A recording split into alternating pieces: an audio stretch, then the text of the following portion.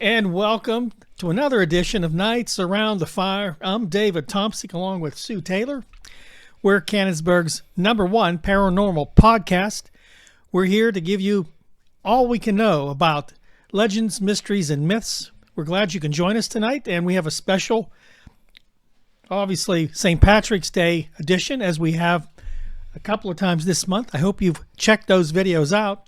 This is the last one, right, Sue? Yes. This is our third and final in our series. So if you're Irish, you'll love these, and if you're not, it'll scare you to death. Sue, It's okay. It's okay. What's our topic tonight? Today we're going to talk about some Irish creatures. Creatures. Yes. Okay, I'm having some things go to my mind. Okay. Leprechauns? Leprechauns. We're going to talk about leprechauns. Trolls. We're not going to talk about trolls tonight. One for two. You got close. You got real close. Okay, so We're going to start out by talking about the Puca. what? The Puca. Is that pronounced correctly? Yes. Zoe, what do you think? She thinks it's correct. Okay, so let's- Puca. the Puca. Puca. Okay, I'm game as usual. Sue, I'm game. Let's hear it. Okay. So remember how in our last video we talked about shape-shifting? Yes. Okay. So the Puca can also shapeshift, which I did not know. My knowledge of the Puca comes from, there used to be a ride at Busch Gardens, Williamsburg, in their Ireland section that was called Corkscrew Hill. And it was one of those rides like the 4D where the theater tilts and moves and all that stuff. Yeah. And it was, part of it was you took a ride on the Puca. So the Puca was a horse in that ride. So I always assumed the Puca was a horse. But no, Puca is a shape-shifting spirit that lives in the forest. So in this case, it shapeshifted into a horse. Yes, it can shapeshift At Busch into Gardens. a horse. Yes. It can also shapeshift into crows,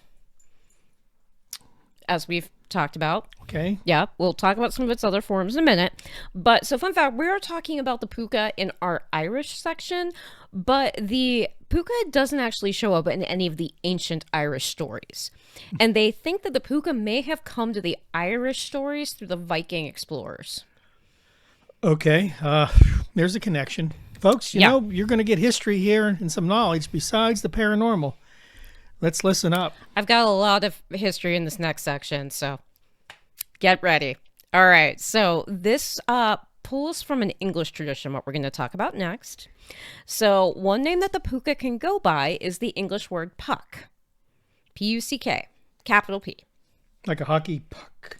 I knew that's where you were going to go with that. That is not the type of puck I would go to reference, but I suspected that's where you're going to go with it. Go Pens. Go Pens. Woohoo. Okay. So are you familiar with Midsummer Night's Dream by Yes. William Shakespeare? Yes. And there was a character in Midsummer Night's Dream named Puck. Okay. Yeah. And Puck is a spirit in that play that was known for stirring up trouble. So there is a theory out there that Shakespeare actually based his Puck off of the legend of the Puca. That's possible. It is, because Puck is the creature in Midsummer Night's Dream, and the Old English word for goblin was Puca. That's a stretch to me, but it's... Okay, goblin was Puca. So it went from Puca to goblin? Yes. So, and I don't know how far back we're going in the ancient English language. So probably way back in that mixture of Gaelic and Old English and all of this other stuff, because actually Puki, P-U-K-I, is the Norse word for devil or fiend. So these all connect Yeah, they all connect together. to something supernatural. Yes. Okay. So some of these legends say that the Puca is an old Celtic god or a representative form of the underworld to remind us that there are things and beings beyond our control. All right, I'll go with it. And while it can shapeshift, it is never going to take the form of a human. Wow, why? It's only to deal with the animal forms. You're not going to see a Puca that looks like a banshee. So it has rules. It does. Okay, I'm game with that as well. Yep. So the Puca, since it's a spirit, it can move between our world and the other world. So, like the world of the dead, so the two worlds it can move between. And it moves between the two worlds when the veil is the thinnest. Which would be Halloween. The festival of Samhain. Which I have finally learned how to pronounce that word, and I am really proud of myself We're for that. proud of you here. Yes. Folks, be proud of Sue. Okay. So, it moves conveniently between the worlds on those legends. And it says that the Festival of Samhain, brought on by Halloween, is Puca's favorite time to cross over. So all of those stories that you hear about, like Day of the Dead, when the veil is thin and like the spirits of the dead can cross over, Puca's doing the same thing. Now, it's not a dead spirit. Like, it's not somebody who is alive and is now dead. It's the next level. It's like as you mentioned, part of like the Lord of the Underworld or the God or... Yeah, some sort of representative. It's more of a representative of it. Okay. Yeah. Now... Not the God, but No. An old god. Old god from the old lands. So the Puca can do a lot, can mean different things. It's not just like a bad thing or a good thing. Like we talked about the Dullahan and the Banshee, who just mean death. Right. Terrible things. Yeah, you don't want them visiting. No. So if you meet up with the Puca, you're not sure what you're going to get from the Puca. Because he's a trickster. Yes. Keep using that word tonight because we're going to like that word when we get further into these creatures. Trickster. Trickster. We'll put that right there. Word of the episode. Remember Pee-wee's Playhouse? Yeah. Ah! Yikes. Okay. All right. So the Puca kind of likes to mess with humans. Who doesn't? Who doesn't? It's like we're easy targets. Easy targets. Yeah. Low-hanging fruit. Yeah. So one of the Puca's favorite things to do is to take travelers and leave them off of their path. So it will appear to a traveler who is tired and has been on the road, appears as a horse. And so the traveler is tired, thinks, oh, this is great, gets on the horse's back. So then the Puca takes the horse on some sort of crazy ride and then lets them off somewhere that they've never been before. So essentially making them lost? Yes. And fun fact, the Puca really likes to mess with drunk people. That's really low-hanging fruit there. Yeah. Yeah. It's not fair. It's not. But, you know, if you ever have too much, watch out. There might be a Puca. So he could be hanging out at a bar crawl, right? Yeah, I'm going to have to pay more attention. We did the pub crawl here in town in Canonsburg a couple of weeks ago, and I should have paid more attention for the Puca. Yeah. If Yeah. you see someone disappear and not come back, good chance they've been Puca'd. Yes. So the Puca can actually bring good fortune, too. Well, I can use some of that. Okay. How does that work? So some legends say that you should leave an offering out for the Puca, maybe a bowl of milk to guarantee your crop success. How about maybe winning the lottery? I don't think that's the Puca's. Oh, he's not in the No, lottery he's business. not into that. I No. tried. No, you did try. I'm but trying. No, that's not him. So sometimes you can see the Puca at harvest time wandering around in the fields. And when you see that, he's out checking the soil to make sure soil's good for planting. He's an agronomist. He is. Is that an agronomist? He is. I think that's right. If we're wrong, you can write it in the It's description okay. box. You can make Yeah. fun of me. But when you see the Puca, you can't trust him. Well, he's a trickster. He's a trickster, and his needs and desires change. Second by second? Yeah, so one time he may want one thing, next time he wants something else. Give me a bowl of milk. I didn't say I wanted a bowl of milk. No. I wanted a steak. You said bowl of milk. I didn't. Nope, he didn't. Okay. Nope, he didn't. And remember, he is older than humans, and he doesn't operate on the same level of rules that we operate on. He's got rules, but not rules we... No, he doesn't play by our rules. Strike three. Right? So, one other fun fact. Now it's springtime. Things are starting to grow. Have you seen any toadstools yet? No, I haven't. Well, keep an eye out for them, because supposedly the Puca plants the toadstools. That's him. Yeah. Puca. Get him out of my yard. No. See, he likes to mess with you. You're a human. You're not even drunk, and he likes to mess with you. I'm not feeling good about this, folks. Okay, so the Puca is a supernatural being. Can transverse worlds Yes. easily on All Hallows Eve. Yes. And he messes with you. Yes. And there is a moral to the story of the Puca. Of course there is. Yeah. What is it? Moral of the story to the Puca is that there are forces beyond our control, and you should not mess with things that you don't understand, and that you should both respect and fear them. I'm in with that. I'm okay with that. Yeah. I mean, that's not entirely wrong at all. In fact, that has a lot of truth to it. But what do we do as humans? we Meddle. ruin everything. Everything. That's why Bigfoot doesn't like us. Yeah. I mean, you ever go in the ocean and see all the garbage in the middle of the ocean? Plastic bottles? Yeah, we're screw-ups. Puca would be very angry with you. Very angry. Yeah. And somebody else we're going to talk about tonight is going to be very angry with you, too. Wow. So there's a lot of creatures not happy with us. Yeah, there are a lot of creatures out there that are known for ruining lots of things, mainly humans. And the creatures that watch us do it are not particularly happy with us. And that probably pertains, and there's a theme here, to a lot of the creatures and things we've talked about. There's a lot of connection here, right? There is. I mean, there's like a baseline. And you're going to learn something from all of these stories. Now, the next story that we're going to talk about, the next creature, the theme is definitely there. It's a lot darker than this one and that of the leprechaun, which we're going to save the leprechauns for last. Okay, let me ask this. Does the Puca kill anybody? No. He doesn't hurt anybody. No, he just likes to mess with people. He likes to lead them in the middle of nowhere. Yeah. Now, if they get killed trying to get back, that's on them. If he takes them somewhere and the Dullahan happens to show up, that's not his problem. You're on my list. I'm glad I didn't have to Thanks, look for Puca. you. You delivered him to me. Thanks a lot, buddy. Yeah. Okay. Yeah, I got you.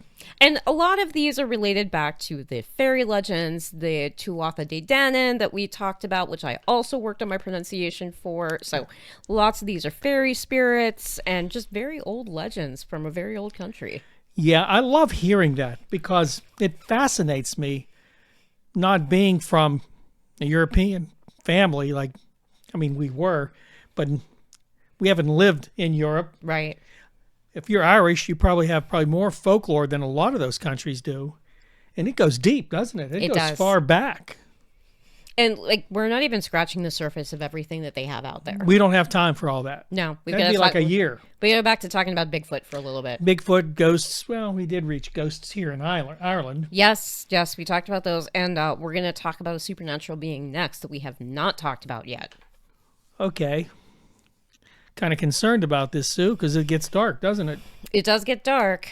No, I'm sorry, just for you to know, Sue sends me notes. I don't read them. And Sue just understood why. I'd rather be surprised. I like it better when he's surprised, when he doesn't know what we're going to talk about, Yeah. and then I sit down and start talking, and I get the honest reaction out of him. Right, I mean, and I follow a lot of paranormal stuff over the years, but nothing like this, nothing this deep, and I am surprised. The Puca, definitely not on my radar. So I knew about the Puca. This next one I did not know anything about. So you knew about the Puca Yes. before. But again, mainly it was from that ride at Busch Gardens. Okay, so Where I thought it was the horse with the glowing red eyes. how did you know that Busch Gardens was going to be informative for you? I know. I did. I learned something, and this was like 20 years ago. So Wow. young Susan learned something. Okay, so from the Puca, which we now know is a trickster, likes to fool drunk people and such. What's next? So I'm going to give a quick disclaimer that Corkscrew Hill Ride is no longer at Busch Gardens, but if you go, their Ireland section of the land is very cool. You should check it out. Okay, I was at Busch Gardens. I don't remember any of that. Yeah. We were there the year that it opened, and it's one of the best lands that they have. Well, I can imagine. I mean, I enjoy Irish folklore. Yeah, it's I fun. really do. It's fun. And I'm sure, folks, while we're at this, if you enjoy Irish folklore, American folklore, whatever, Native American folklore, please consider subscribing right now to this channel. We want you to join us. Also, Squatch that like button. squatch it. And next, please share the video with people you know love paranormal things that go bump in the night. Trust us with your paranormal content. We're here for you, and we're going to give you an education as well as hopefully a little scare and maybe get you thinking as well. And again, if you want to reach us, you can hit the comments section, or you can basically email us at strangeworlds777 at yahoo.com. That's right here. We want to hear from you. Sue follows up on all of those, and she wants to hear. I do. Last word on the Puca, I promise, is that last night my friend sent me a picture of a paragraph in a book that referenced the Puca.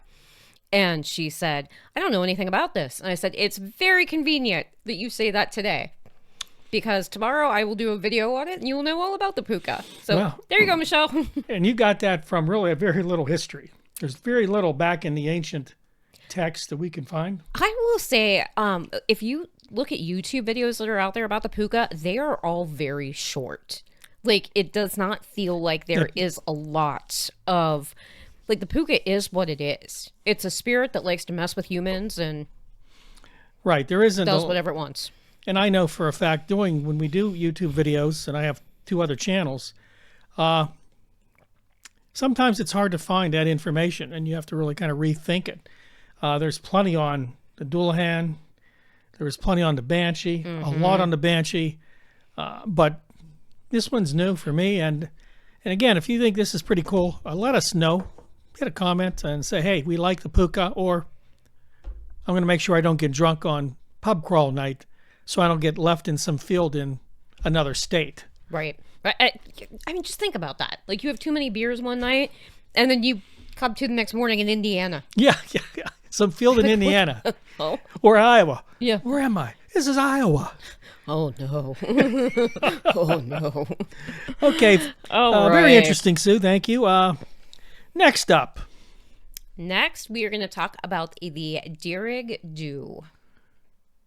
Not like a Mountain Dew? No. D-U-E, like dew. Like a deadline. Oh, okay. Wow, this is interesting. I guess it could be a deadline. I've never heard of this. So her name translates into the red thirst or the red bloodsucker.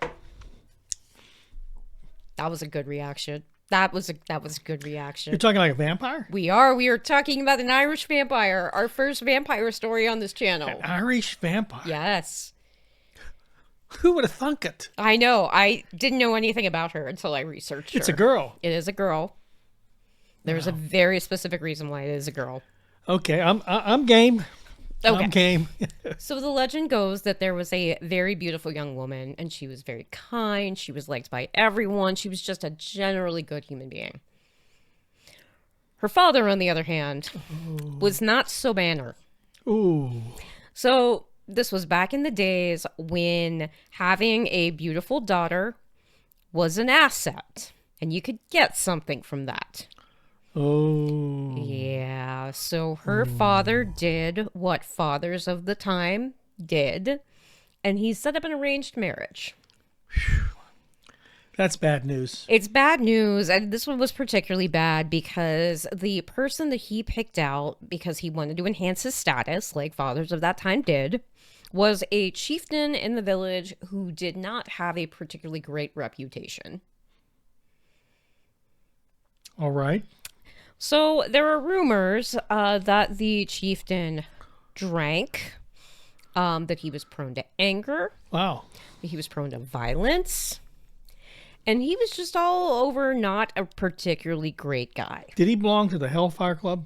He might have. He very well might have. Sounded like he fit the registration log there. He checked all of the boxes for membership there. I'm sure that those were all things he would have enjoyed, and if he didn't know about it, he should have. Yeah. So this guy was not a very good husband-like man. No, and this guy doesn't sound like he was good husband material, period. Okay. So they get married, and the chieftain does not have some miraculous change of heart where he becomes a better human. It's not a Hallmark Yeah, she movie. Couldn't change him, huh? No. Couldn't change him. No, there was no, he didn't leave his big city job to go live in a farm community and with save chickens. No, he did not pick that option. He took the young woman back to his house, kept her locked away and isolated from society. And in some legends, he would be so violent with her as to cut her in order to watch her bleed. That's a hangable offense here in Canonsburg. Yeah. He's not a great guy. Okay. I think we'll all agree, not a great guy. So there's some other people in the story that are not great. Oh, the list goes on. Well, so to make this story worse, the town and the young woman's father knew what was going on, and they didn't do anything about it. They were complicit then. Yeah, yeah. See something, say something. So eventually the young woman dies, either from neglect or from heartbreak or from illness or something, but she passes away. Okay? So they bury her in what is called the Strongbow's Tree in the Waterford section of Ireland. Maybe you can clarify that. I can try. I don't know. Strongbow's Tree. That is what the section in Waterford is referred to. Okay. So I don't it's an know area. much about it. Yes, it's an area. Yes. It's not a tree necessarily. She wasn't put into a tree. No, she was not put into a tree. Okay. But yeah, it was an area. But there was one thing that they probably should have done that they didn't do. And you may have heard this tradition before. Have you heard of piling stones on the grave so that the dead can't rise? Yes. So when this young woman died, they didn't do that. No, let me ask this, Sue. I know there's a couple out there that are dying for me to ask this. Did they do this with everybody that died? That is what it sounds like, yes. Did Which they I expect didn't people to... They were a very superstitious bunch, and this was even before the age of the Victorians. So, That's telling you a lot. yeah, superstition was kind of going crazy at this point. I think we get it. Go ahead. Makes sense. Oh, I had a thought with that. Now I don't remember what it was, but it doesn't matter. So, okay, she's dead. She's buried. They don't put the rocks on her. First anniversary of her death, the ground of her grave shifts, and the young woman rises up out of her grave. The answer to what could go wrong, that's it. Just did. So, as you can imagine, when she rises from the dead, she is not happy. Very unhappy, I would think. Yeah, she had a whole bunch of stuff go wrong, and it was a whole bunch of people's fault, and she's not happy about it. And I don't blame her. It's like the woman that haunts the tavern after she was hanged as a witch in Salem. Yeah. Bridget, you go ahead. You haunt whatever you want, girl. You have a right to. You know, that was a Stephen King book. They sometimes come back. Yeah. Yeah. In this case, in Ireland, they most of the time come back. And this young woman rose specifically to take vengeance. Whew. Yeah. So first place she goes is to her father's house.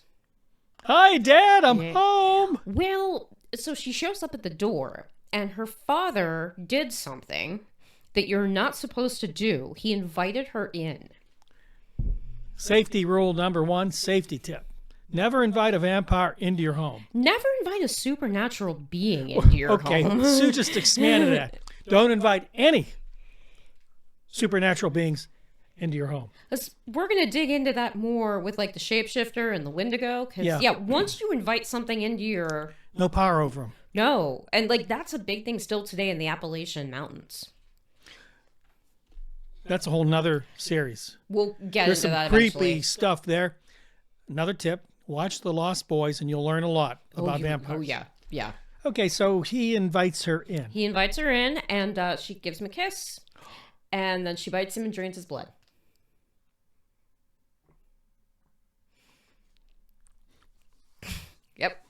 Yep. So I guess he's dead. He's dead. Yeah. Dad's dead. Dad's dead, Yeah. no blood. Nope.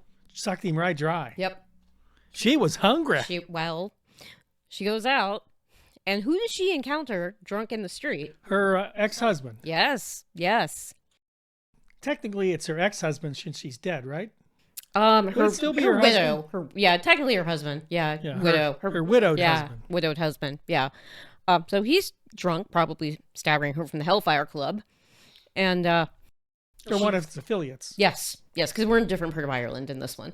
So she bites him, drains his blood, down. She's happier already. She's really happy now. This is much better. She got to eat. She took some revenge. She's out and about. Yes. Living large. Yeah, she's not dead anymore. She's not hungry. So she goes back to her grave. She's done. Yeah, she's done. She got what she wanted. For now. For now. It is said that the Derek Dew still likes to lure young men away from their houses. And she will entice them to dance with her in the moonlit fields. And then she drains their blood. And if a young man comes down with a night fever or an unexplained illness or simply vanishes into the night, they blame the Derek Dew. Wow. The villagers have tried to remedy this situation by putting rocks on her grave to make sure that she stays buried this time. So they understand their mistake. Trying to remedy it. But the moral of this story is that there are consequences to no action. So taking no action is a choice. Right. So as of now, she still can lure people away. She can, yeah. And there are some true crime cases from Ireland that you could probably look at and think, maybe that was her. This is coming from the true crime podcaster right here. It is. Sue Taylor. It is. Basically, the mysteries, what's the name? It's corgis and... Crime and corgis. Sorry, I should know that. Crime and corgis. And too bad you aren't in Ireland. You could do a podcast right from Ireland. We could. You can do it from here, too. Yeah. I mean, we do have the technology. That's interesting. Maybe someday. When people contribute to our fund to send the two of us and Ken over to Ireland. Folks, Sue called it. We'd like to do an investigation in Ireland. We'd have to get there and have to have a place to stay and some equipment. Well, Ken has equipment. Yeah, we'll just have to pay to get it over there. Yeah. And that's going to be expensive. And maybe 2 weeks, do you think? 2 weeks, yeah. I think 2 weeks. So anybody out there that wants to be a benefactor to Nights Around the Fire, to me and Sue and Ashley, get in contact with us. We're more than happy. Open up our doors to you. Unless you're a supernatural being. Unless you're a supernatural being. Then we're not inviting you in. Yeah, but we would love to do that because there's so much in Ireland, Sue. There is, yeah. So much. I mean, we have, and you mentioned this last week, that we don't really have a lot here. Victorians, well, they have their little ghost stories. Bigfoot, the Wendigo. A lot of these are Native American. Mm-hmm. Of course, you can't forget the Fresno Nightcrawler. Nightcrawler, yeah, he's an American classic. Yeah, he wears Levi's jeans, I think. Now, I am going to amend slightly what I said. I think if we dig into the Appalachian Mountains, I think we would get into a lot more American ghost stories. I'm sure. I watch a lot of podcasts that are just really fake stories, but I enjoy them. But they're based on the mysteries of certain places. The forest, the Appalachians are definitely filled with some really wild ghost stories, and people that have investigated will all can pretty much tell you that same thing. There's a really great TikTok channel that I just stumbled across the other day that is Tea After Midnight, which I think is a great name. Tea After Midnight. Yeah, that is a great name for a YouTube channel or podcast or whatever. But she tells Appalachian stories. And yeah, I would like to spend some time really digging into those so that we could talk about at least a few of them. That'd be interesting. And listen, folks, since travel is across this nation today, we know that people move around. If you're from the Appalachians, if you lived in the mountains and you want to talk to us about some of these stories, we want to hear from you. Like I said, give us a comment or hit us with the email, and we'll get in touch. We want to pick your brain. We want to hear what you have to say and share it with all of our listeners, because there's a lot there, I know. Speaking of listeners, we need 13 more to hit 100. Okay, folks, you heard the call. Sue made the call. 13 more subscriptions to Nights Around the Fire, and we reached the century mark. We need you. Remember, if you enjoy, which you should, if you enjoy this podcast, subscribe right now. Right now, saying this is for Dave, Sue, and Ashley. And Bigfoot. He would want you to. Bigfoot would too, and so would Krampus. Krampus, yes. And remember to squatch. Squatch that like button. Yes, because that helps with our algorithm. And again, share it so somebody else can then subscribe. We're here for you. Canonsburg's #1 paranormal podcast, Nights Around the Fire. We also want to let you know right now, because this helps. We have basically a group on Facebook. The Canonsburg Paranormal Experience. Please check that out on Facebook. Like it. Be a part of it. If you're in the tri-state area, we hope to start getting enough people to have some maybe discussion groups. Yeah. I thought of that. Maybe do some meetups and talk about our experiences here. So we can do it right here at the Rusty Gold in Canonsburg. We can. Yep. Great wings and some beer and the right environment to talk about the paranormal. After EJ gets back from getting married. Right. EJ's out getting married. Yeah, we know. But that's what we want to gain here. So please consider it. Take a look. Join us in every way we can. Support us. We are a young channel, and we're trying to get our feet wet in this particular genre. We enjoy it. We've always enjoyed it. And we're trying to make each podcast better. And I think we can. I think we are growing because of it. But we still need your help, because we still need to beat that algorithm right now. We need your help to do that. Like, squatch the like button, subscribe, and share. Okay, Sue, so this vampire, they didn't call her a vampire, though, right? Dirigdu, which translates into okay, vampire type names. Okay, so vampires we know came out of Europe, but I think they're probably older than that, right? Yeah. Vlad the Inhaler. Vlad the Inhaler. Yes, that was it. Vlad the Impaler. He had an inhaler because he had asthma. Yeah. He was back. It was a long. Was it? Which century? Yeah. 13th century. I'm not sure. I was going to say 14th, but it might have been 13th. Yeah. So yeah, he was the first but there was probably vampires stories well before that. Yeah, then there was Elizabeth Bathory, who I believe was also 12th or 13th century. It was around there somewhere. And again, that's something we're going to try to look into too, because a lot. Of course, here in America, the vampire capital is supposedly New Orleans. Yes. There's a lot of information there, but so this was one of the precursors to modern vampires. Correct. Yes. Yes. But obviously, she sucked the body dry. And we got out of Transylvania, so this is not what you would normally associate with vampires. Right. Again, another area where there's a lot of legend. Romania. Yep. A lot of legend in the mountains. And there's something here. I mean, I love the mountains, folks. I love to go to the mountains, but I will be honest with you. When I'm there, I feel like it's definitely there's a lot more there than I see. And there's something about mountains. Yeah, I agree with that, because I like to spend time in the Smokies. It's not just the traditions, but it's also the mountains are proof that the land is real. You're not just in Town Park. That is the real forest. That is the real area. That is a real place where people can get hurt or you disappear. Something can happen to you out there and nobody can know about it because you're in the real wilderness there. Yeah. It is like it's in its own world. You go to another world. Yeah. And that's the same with the ocean. And you're out in the middle of the ocean, and I've been there, and you don't have control. And that in itself makes you know that you're just a mere mortal when compared to time and to the scope and size of nature.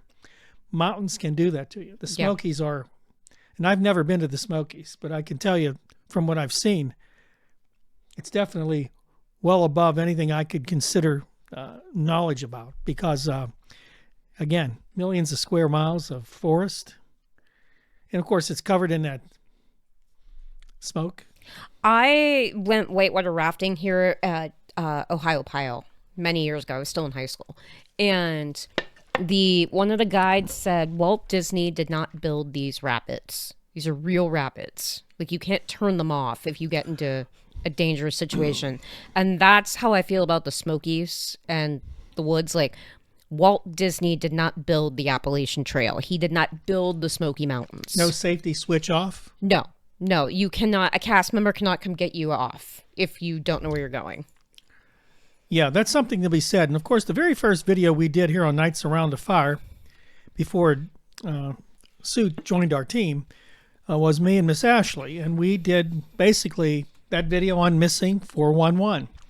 As most of you know, it was David Paulides who started that whole trend of, investigating people that go missing in national parks. And, you can argue over the details and such, but the very fact that there's that many, that it's made how many books he has and how many videos now and how many other people are involved, people go missing without a trace. I am going to suggest go check out our friends over at the Lore Lodge. Aiden does a lot of really good content, much deeper and more research than we do here at Nights Around the Fire on a lot of the David Paulides and the national park stuff. So go over and give the Lore Lodge a check out and tell them that Nights Around the Fire sent you, because I'd love to partner with the guys if they're up for it. Yeah, I mean, they're very good and they are very detailed. And of course, they have a little bigger operation than we do. Just a little. But hey, we still go out and we'll fight for every piece of information we can. We will. And definitely the Lore Lodge has some really, really good videos on missing 411, as well as other things. They do a lot of deep dives into things. But here, we'd like to get out and go physically places, and we are going to do that.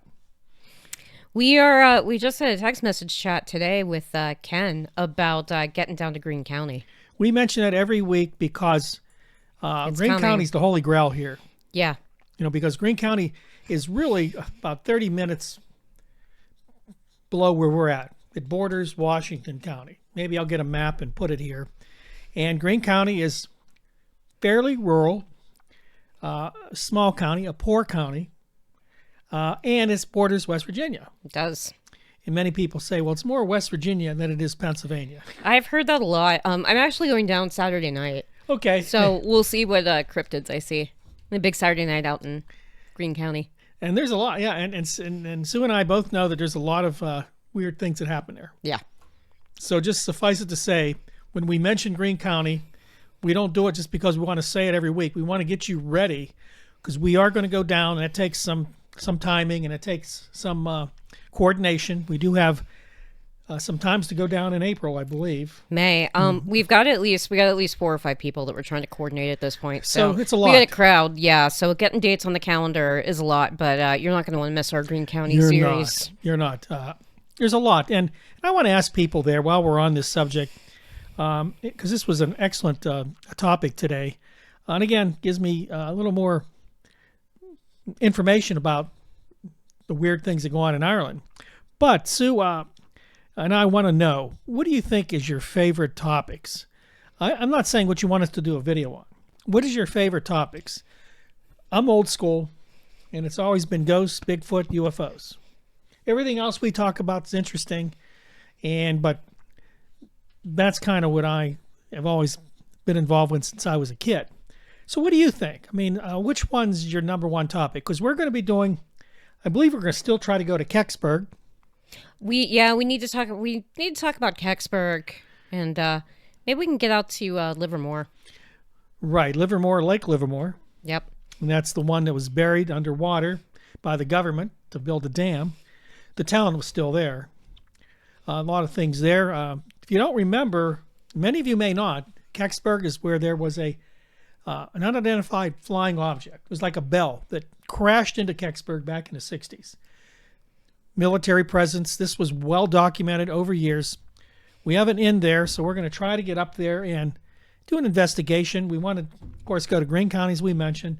There's plenty of places in our area that we want to go firsthand so that you get a firsthand view, and we just don't sit here in front of mics all the time. We definitely want to get out and searching for Bigfoot. We want to get into the out woods. And see Bigfoot. We do have to protect Ashley and Sue from snakes, poison ivy, and predators that might drag Ashley off. I already saw my first snake of the season, so we're just gonna have to take our chances at this point. If you see us on a video and she has boots up to here, helmets and stuff, you'll know what happened.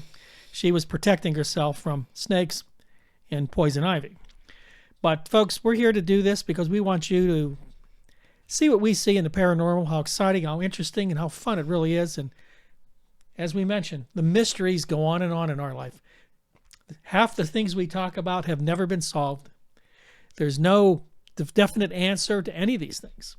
And I think that's what's amazing about this world. And what we're talking about tonight is entirely stories, and they have morals associated with them. Yes.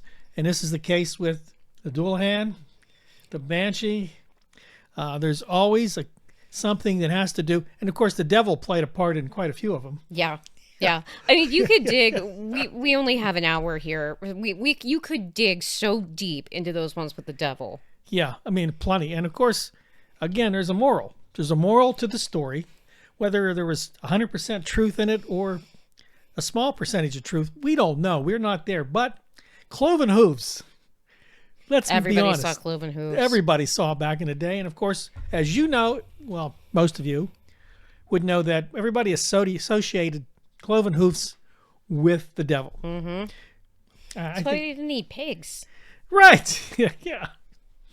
And of course, in the one video we just released, I think it's out tonight, on the haunted places. Oh, yes, in the Hellfire Club. The Hellfire Club and Loftus Hall. The devil went through Loftus Hall's 2-story house, blew up in a flame, and left. You can't make this stuff up sometimes. These are great stories. Great stories. So keep in mind, we want you to be involved. Thank you for trusting us with your paranormal information, your paranormal needs, so to speak, because everybody likes a ghost story. We do. And when we first started talking about this, again, I'll put the logo up. The original logo was Nights Around the Fire, because that's where stories are told. Mm-hmm. And these stories have been told forever. Forever. And we're not going to stop. We're going to share them and keep sharing them. And maybe we can do a podcast around the fire this year. Hopefully. So, Sue, anything else in closing? Oh, we're going to wrap with the Leprechaun. Oh, that's right. We can't forget about Lucky the Leprechaun. Oh, please, Leprechaun. All right. So, what do you think Leprechaun is? What do you picture with the Leprechaun? A green guy, green suit guy with a pot of gold, small. Capture my lucky charms. That's it. Yeah, Lucky the Leprechaun.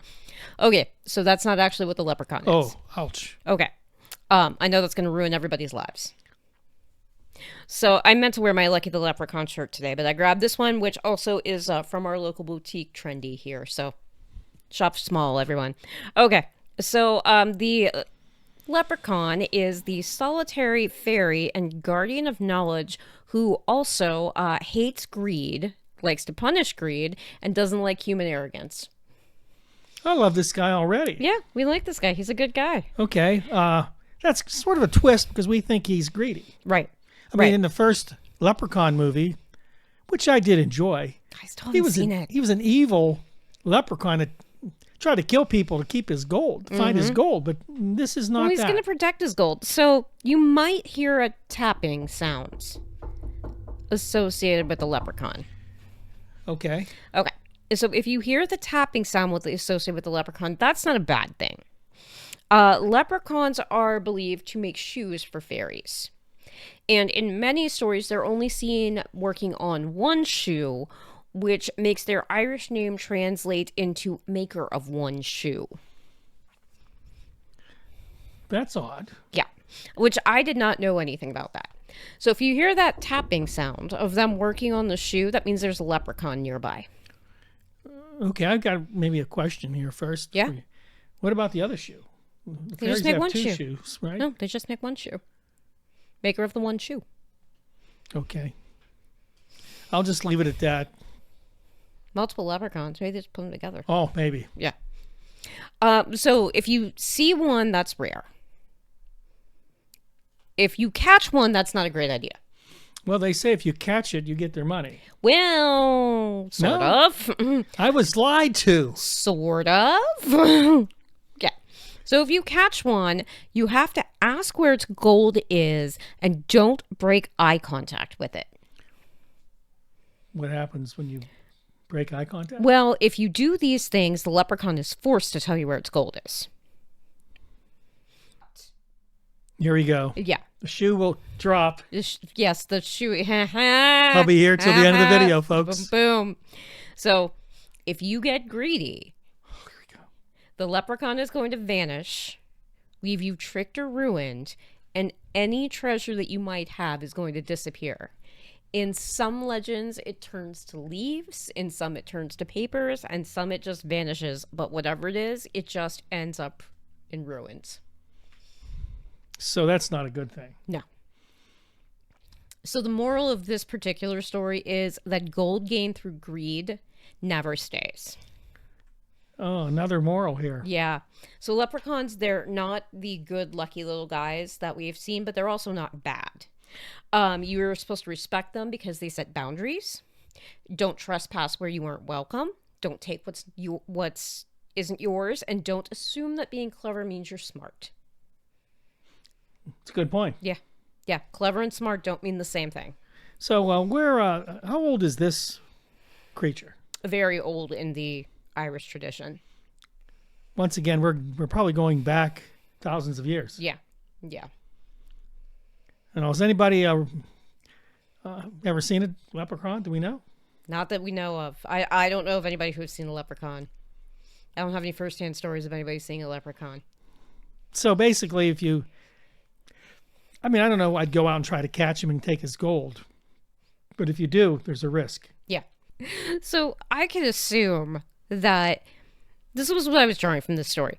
If you genuinely need the money or you're going to do good things with it, it's okay for you to keep the money.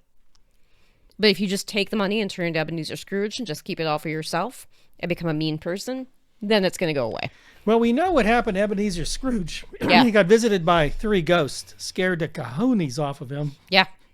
And he then had to go back to being a nice guy. Yeah. So this is another way of trying to change people's perspective. Yeah. And punish those that want to take advantage. Be a good human. It's hard to All find. you have to do is you have to be a good human. Wow. Can we find any in Washington, D.C.? Did I say that on Nights Around the Fire? No. Nope. We didn't say that here. I'm sure they're all very nice people. Yeah. I'm Good sure guys. they wouldn't try to steal the leprechaun's gold. No, of course not. They wouldn't. So the leprechaun is okay, he's supernatural somehow? He is a fairy descendant, yeah. So that's supernatural. Yeah. I sometimes cutting corners here because when we think supernatural, we're thinking ghosts, vampires, but yeah, these things that don't die are there. Is it spiritual? It's like Yeah, it's either a spirit, because remember, a lot of these draw from stories that are older than Christianity. And so they are like the old gods, like they're the old, 4th century old stories that came from those traditions. Yeah. So they're particularly, there's a variety of them, the animal spirits and the earthen spirits Yes. and like the pagan traditions, that type of thing. And so that's what you're going back to, as opposed to, something that we can give like associated with the founding of the Catholic Church or something like that. Yeah, so in a way, because there wasn't what we call a Christian God until really Jesus came on the scene. So every group had their own. Every group of people had their own gods, their own demigods, their own tales of the supernatural. Yeah, and well, they didn't even consider them. We consider them supernatural now. Right. But They didn't consider them supernatural at the time, because that was just until, and like really with the establishment of the organized church, when the stories that from the Christian faith started getting told, was when they really started getting circulated, and those got kind of pushed as, folklore and superstition and that type of thing. Yeah, so there could have been some types of entities that these were based on. Yes. Not the God, but entities in the spiritual realm of some kind that. Yeah. Well, look at it. Before you went to church and, prayed, asked the priest, because Ireland's a very Catholic nation, before you went and said your prayers to have a good crop, you looked for the Puca to bring your good crop and There was a replacement, yeah. Right. Before you knew that story, you had something else that you, I don't want to say worship. They didn't really but they believed in those types of spirits. And it's a lot like the Native American culture, where they would do specific dances or have specific spirits that they believed in to bless the land and provide those crops. Interesting, yeah. The reason I bring that up is I think, and I'm a conspiracy guy from in the past, but I've, found alternatives to a lot of conspiracies I would have hung my hat on back in the 70s. But there is this whole spiritual thing, because we do have worlds, we do have, thin spots, we do have alternatives to the Christian faith that, had free reign. I think that's where I think a lot of legends came from, was from supernatural beings that weren't necessarily God, but, played a big role in people because there was a void. People searched that out. They were more than happy to be a part of that. And I think, like you said, the Puca, now the vampire, that's beyond me where that came from. That's our first, supernatural being, really. That's our first, the Puca is, a spirit. A leprechaun is kind of like a fairy spirit based on the story. Right. The Derek Dew is really a supernatural being that was human, died, and came back in a supernatural fashion. Right. Yeah, so there are kind of variations, but yeah, this is interesting. And I think, folks, sometimes it's interesting to talk about, because it's easy to just say we're going to talk about the Puca, but there's a lot going on throughout history that, there are connections. And sometimes we don't all see those connections. Like you mentioned, some of the moral stories, there's a connection there. And I think we all want to investigate beyond just the superficial face value. This is the Puca. Well, and I think the Puca reminded me, when I was first reading about it, the Puca reminded me of the Day of the Dead, in the Mexican culture, right, where it happens around Halloween, where they believe that the veil is thin and the spirits of the dead can come back over and visit with their families, and they put out the offerings and everything to welcome them back in, put their pictures up and everything. And I think that's a beautiful custom, beautiful tradition. And I never thought about the there being other spirits who might be able to do that too. So the fact that the Puca can move easily between realms at that time, yeah, that makes sense. There's a connection there, and they're definitely miles apart. Yeah. We know, and if you ever watched Ancient Aliens, which is 98% mostly garbage, I'm sorry if you enjoy that, mostly garbage, but they do make some points that there are a lot of likenesses in structures, in culture, traditions, even though there's tens and thousands of miles apart.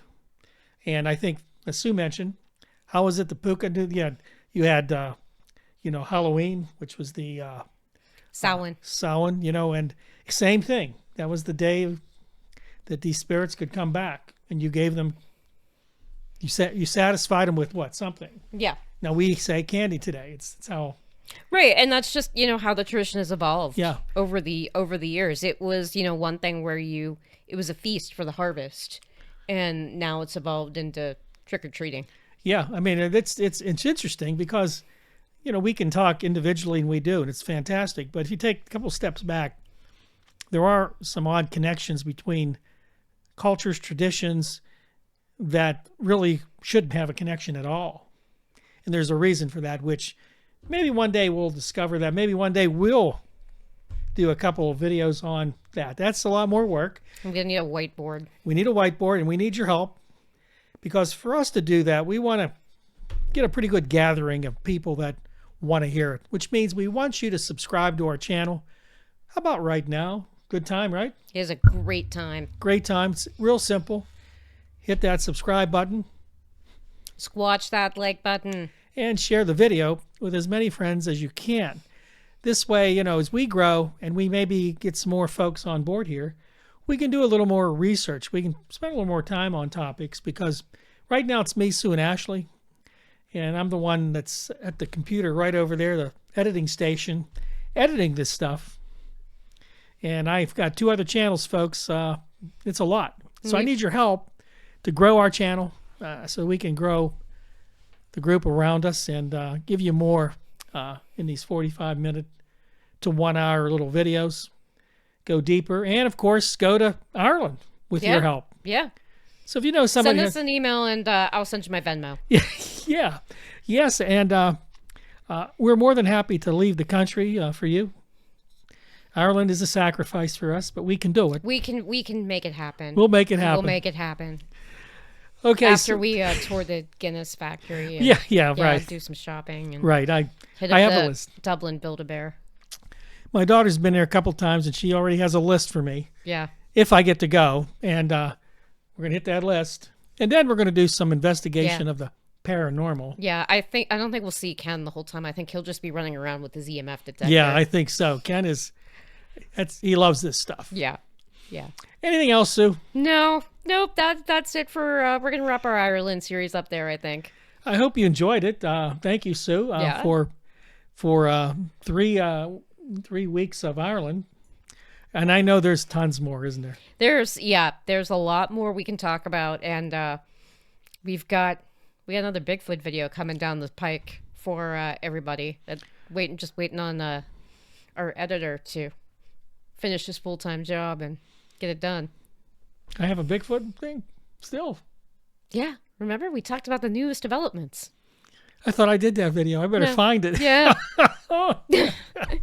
It's somewhere on my in my files, folks. I'll find it and we'll do it. Unfortunately, we don't give Mr. Thompson any PTO here at the no, we don't. Around the fire. It's bad. Well, okay, Sue. Thanks for sharing that with me. Now I really know I've lost my mind because I just released a video that's out tonight. For those of you, or by the time you see this video, it will already have been out. That is a Ireland video. Yep, that's a good one too. And maybe it's better that I put the Bigfoot after that anyway. So, folks, thanks for joining us tonight. Remember, like, subscribe, share. Don't forget, we're going to be coming up with the girls are going to be doing their McCamey Manor next month, and we're going to be recording that, and you'll love that. And again, please keep us in mind if you have anybody that wants any information. Strange Worlds 777 at yahoo.com. I'll put it right here in that green slime. And you can email Sue and let her know that you have a donor for us, a benefactor for us to expand our operations. Thank you. Thank you. So good night from Nights Around the Fire, Canonsburg's #1 paranormal podcast. Thanks, guys. Check you out later.